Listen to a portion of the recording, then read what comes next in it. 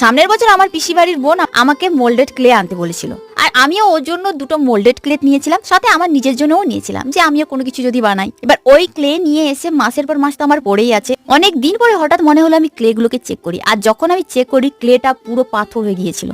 মানে ওটা দিয়ে যদি কাউকে মারা হয় তার মাথা পেটে যাবে। আর আমার মাথাতে তো উটকো প্ল্যান সবসময় চলতে থাকে। এই জন্য ভেবে ভেবে আমি কি করলাম, ওইগুলোকে নিয়ে গিয়ে শিল নোড়াতে পিটিয়ে পিটিয়ে জাস্ট বলতে পারো একটা শেপ করেছি। একটা মোল্ডেড ক্লে মোটামুটি হালকা পিটিয়েও আমি শেপে আনতে পেরেছিলাম, কিন্তু আর একটা যে ছিল তার অবস্থা চরম লেভেলের খারাপ, কি আর বলি। ওটাকে আমি পিটিয়ে পিটিয়ে শিল নোড়াতে যেভাবে আমরা মশলা করি সেই রকম ভাবে করে করে তাতে গ্লু দিয়ে যতটা উদ্ধার করা যায়। যে কোনো জিনিস শিখতে গেলে অনেক সমস্যার সম্মুখীন আমাদের হতে হয়, তাই সবারই কিছু না কিছু স্টোরি আছে, অবশ্যই এটা আমি জানি। আমার যতদূর মনে হচ্ছে আমাকে যে ক্লেটা দিয়েছিল দোকান থেকে, ওই ক্লেটারই কোনো ডিস্টার্ব ছিল।